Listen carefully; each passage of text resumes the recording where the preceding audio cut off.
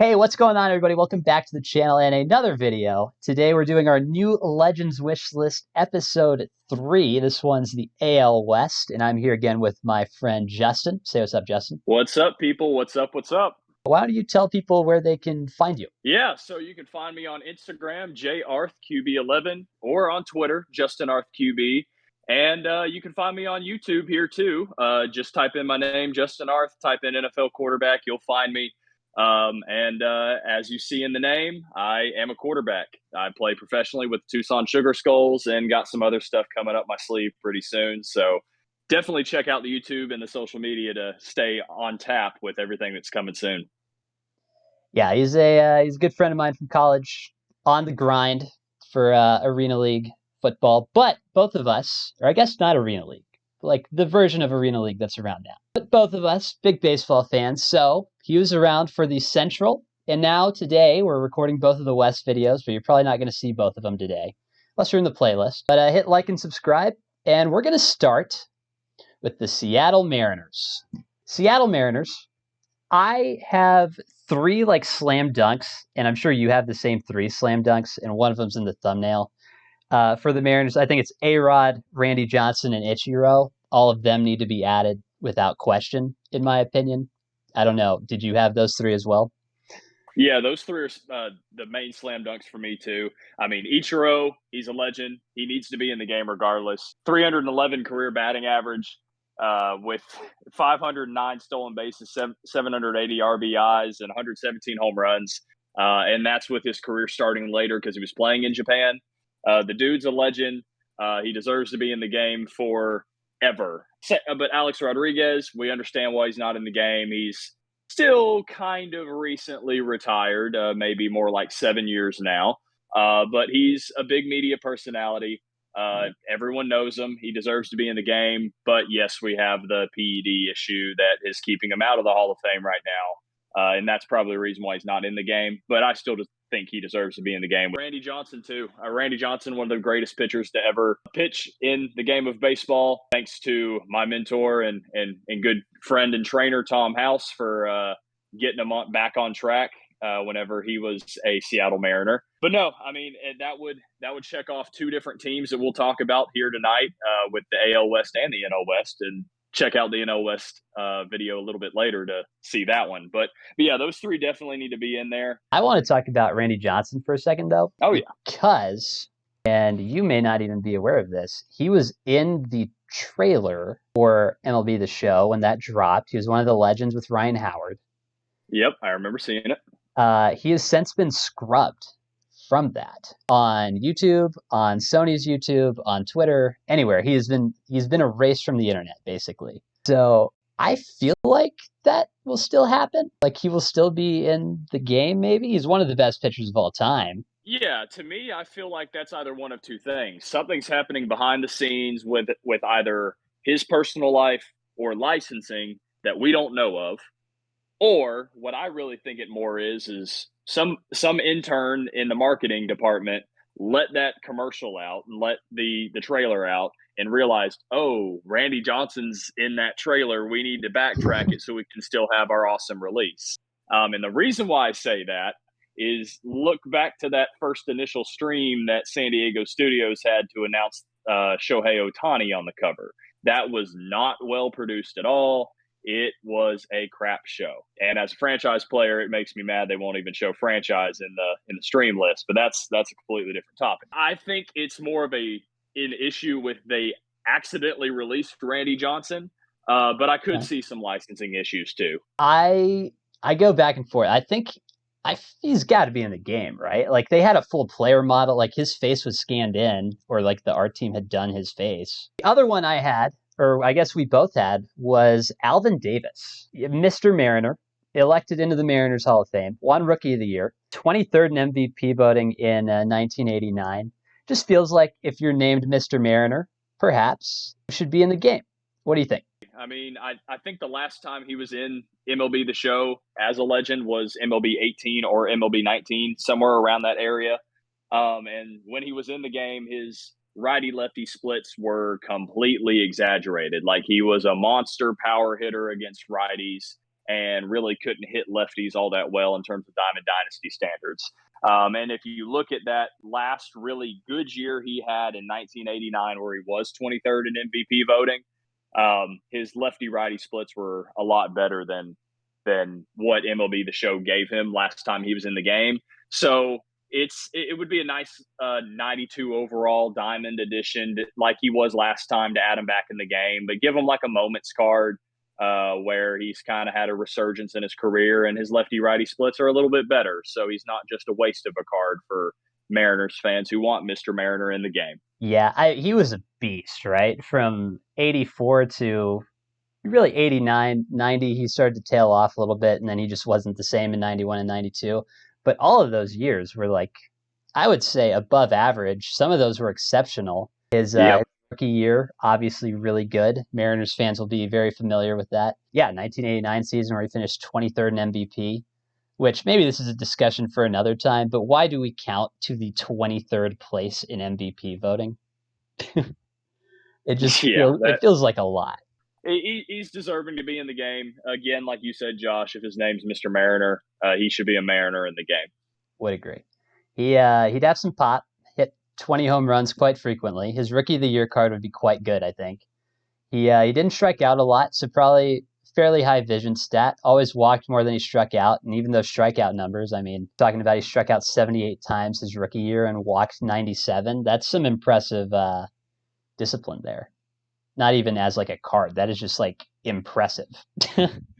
Yeah, but Alvin Davis, man, put him in the game. Let's go on to the Angels. So I've got one player here that I think deserves to really be in the game, and this is not only because he's one of the better pitchers in Angels history, but he's also one of my favorites to use all the way back in MLB 2K11. Yes, we're going back to the 2K days. Oh, man. One. Jared Weaver. Get my man Jared Weaver back in the game.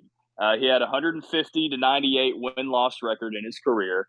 3.63 ERA. So I'd love to see the specific windup back in the game. And you can never go wrong with a pitcher that has a 6-pitch arsenal of a 4-seam fastball, 2-seam, slider, curve, changeup, and cutter. He never threw harder than 88 miles an hour, but the dude could locate and the dude had movement on his pitches. I remember using him all the time in MLB 2K, whether it was like my player that always happened to be drafted to the Angels and or other teams in the AL West and had to face him. He's definitely a guy that I really want to see back in the game for nostalgia's sake for me. He's a 99 in our hearts. Exactly. He had a couple. He had 2010. He had 233 strikeouts, which led the league. Made the All-Star team, 5th in Cy Young voting. Was very good, despite the fact that he only won 13 games. Man, the Angels have just always been bad, man. They wasted Weaver. They're wasting Trout. They're probably going to waste Shohei. Dude, it's just the Angels. It's the curve. They are the West Coast Mets, man. It's just not right. My one for the Angels was K-Rod, Francisco Rodriguez. Yes. Buddy was terrorizing. I'm a Rangers fan. Those of you who've been around the channel for a while now, he was terrorizing the Rangers for a long time in those early 2000s years.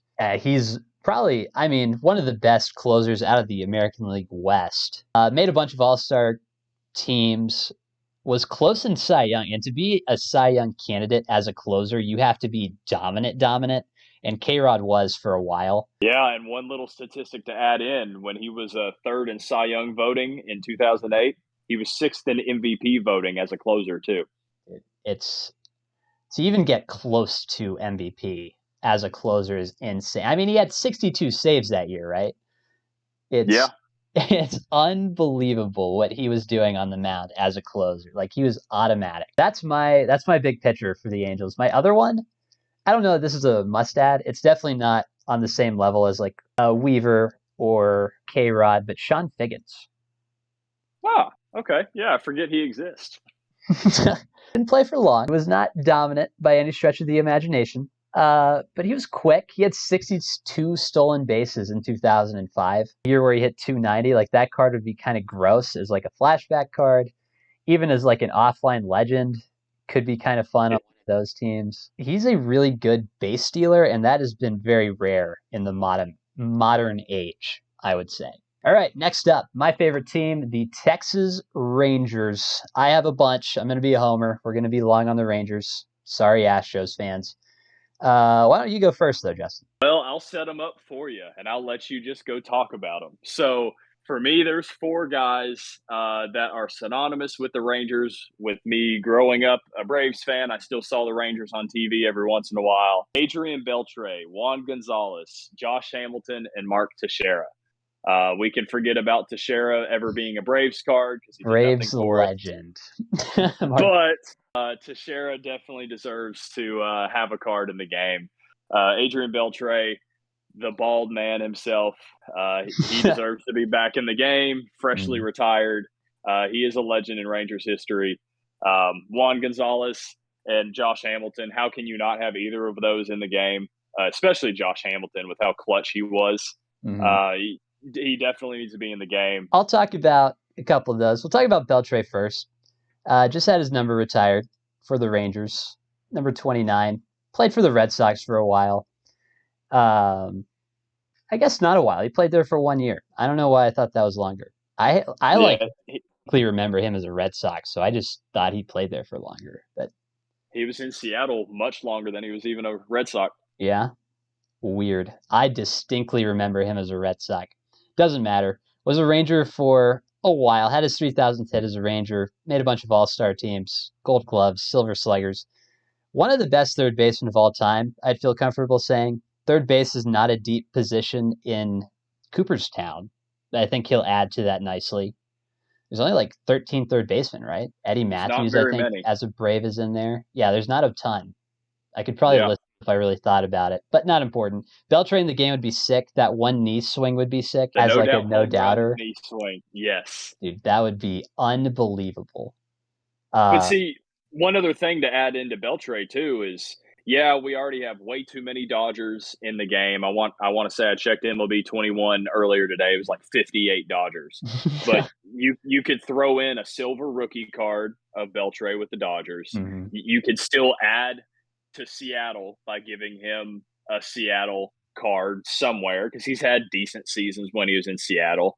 But obviously he really took off, other than the one like kind of last year in LA where he had some second in MVP voting. He really took off as a Boston Red Sox and then later with Texas. But you could give him a Seattle card just to kind of give Seattle another kind of star too, or a legend. So I think he works with a lot of different teams, but the Diamonds, the legendary Diamond needs to be a Ranger. Would agree. On the Hamilton thing, I love Hamilton. I have a picture with Hamilton. I don't feel like I have a picture with Hamilton. I love Hamilton. I don't know that he'll ever be in the game because of the domestic abuse stuff. It would be awesome as like fan of Hamilton if he was. I don't know that he ever will be though, which makes me a little upset. But it does make sense. And then my other Ranger was Kenny Rogers, kind of a lefty, didn't throw very hard at the end of his career. Felt like he played for a long time. Threw a perfect game, I believe, as a Ranger. Spent some time in Detroit, spent some time on the Mets, spent some time in Oakland, had a cup of coffee in Minnesota. One of the better Rangers pitchers of all time that's not already in the game, i.e. like Nolan Ryan. I think he'd be a really fun card. He wouldn't throw gas, but I feel like he'd be pretty usable just based on he's a lefty and his pitches moved a lot. Jim Sundberg would be another one just because he's a catcher, and I am pro getting more catchers in. Also, really, really funny on his baseball reference card, his agent is listed as himself. I love that. I've never seen that before, but cool, man. You go.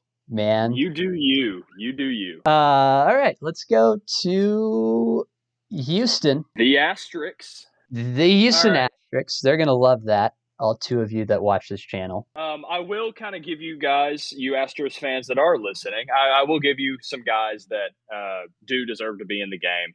Because when Houston was a National League team, I kind of had a sweet spot for him. Do I have a sweet spot for him now? No, not at all. But the first one that I know has been in the game was Big Puma, Lance Berkman, the outfield first baseman, switch hitter, and a left-handed thrower. So he hit 293 with 366 home runs and just under 2,000 hits, or really just over 1,900 hits at 1,905. He was an MVP candidate multiple times. And then Cesar Cedeno, the center fielder, first baseman. Yeah, I mean, he's a base stealing monster, 4-time All-Star, 5-time Gold Glove Award winner. So he's going to be really good in the field. And he's got solid contact ratings because he had over 2,000 hits, one home run shy of 200 in his career, and 285 batting average, I should say, excuse me. And he's another Astro that deserves to be in the game. Cedeno could fly, by the way. Over 50 stolen bases. What is that? 72 to 77. 5 years in a row, he had over 50. Base stealing monster. Yeah. My lord. He feels like he'd be a disaster to face. One of the ones that I had was Carlos Lee. He played for a while as a first baseman / outfielder. I think of him more as an Astro. I know that was later in his career, and he was a White Sox for a while. But I remember his 07 year very distinctly because he raked. It was unbelievable. Had 119 RBIs, 303, which for Lee was pretty good. He played all 162, which in the NL is real impressive because there's no DH. There's no way to hide as a DH in the NL. So he was in the field every day. That's just one of the seasons that sticks out in my mind as like a great Carlos Lee season. 32 home runs as well.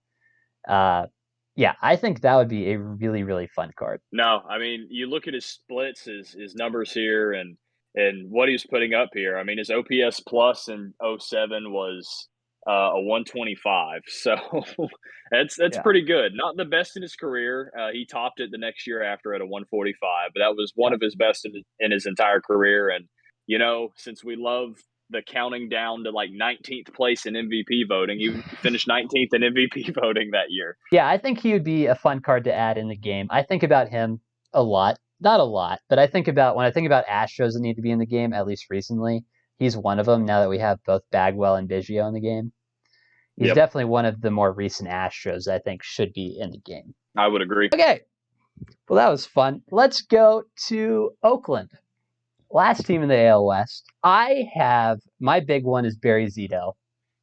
Big lefty, had that big curveball that everyone in my little league tried to replicate, and no one could. So there was a lot of long doubles and home runs allowed in my little league. Yeah, Barry Zito won a Cy Young, multiple All-Star teams. I feel like he'd be a really fun card to use. Was in Oakland, split some time, was in San Francisco as well for a while. I just feel like 3-time All-Star would be a super fun card to use. What do you think, Justin? No, I completely agree. I mean, yeah, he's more known for his time in Oakland.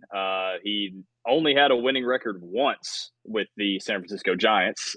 So, yeah, definitely not getting the Giants card, in my opinion. But for Oakland, never had a losing record with Oakland. Only tied at 11-11 once. But no, he's amazing. His pitches were really nice too.